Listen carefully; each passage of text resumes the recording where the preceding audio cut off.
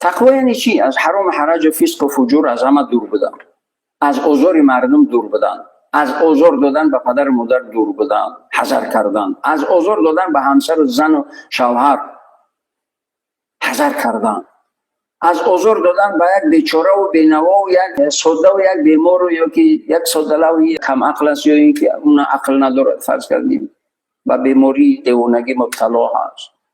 متاسفانه گوه میبینید اون دیوانای بیچاره رو قطعی بازی میکنن، امونا رو غم میدهند، امونا رو عذر میدهند. از خدا نمیترسی؟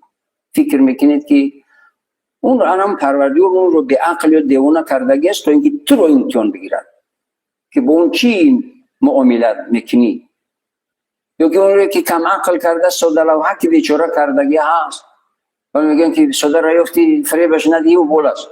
نه، پروردگار اون رو سوده کرده است، تو رو امتحان میگیرد که اون سوده را فریب میدی یا اینکه سوده رو کمک میکنی. سوده رو دیدی کمک کن، امتحان است. میخوای عزت برکت و سعادت دنیا و آخرت؟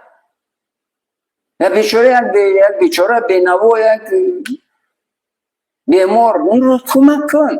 پرهیزگاری یعنی خیرخواهی، تقوا و خدا ترسی از همه حرام و حرج، از همه بی انصافی و از همه ضرر و یعنی ضرر رسانیدن. این یک.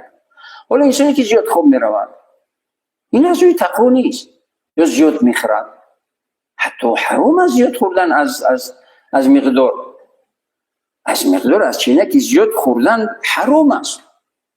این پرهیزگاری نیست. تو اندازه بخورد که دیگر نفس کشیدن نتوانند. نه، این تقوا نیست. این رو تقوا نمیگی. زیاد خور رفتن رو تقوا نمیگی. اون در گروه تقوادارا نیست. هر چیزی رو به اندازه نگه دار که اندازه نکوس، هم لایقی دشمن است هم لایقی دوست. بچینش ضروریش خوب را، بچین ضروریش بخور، تو اینکه سالم و بردن زندگی کنی. شما دیدید انسانی پرخیری رو که بیمار نشده باشد؟ هیچ ممکن نیست. یکون انسانی پرخیر رو دیدید که شما بیمار نباشد؟ نه، نیست، وجود ندارد. همه پرخورها بیمارن و خوردن به اندازهش. همه سسان میگه تو ما امت اسلامی، ما مسلمان و قومی هستیم تا گرسنه نمونیم نمیخوریم.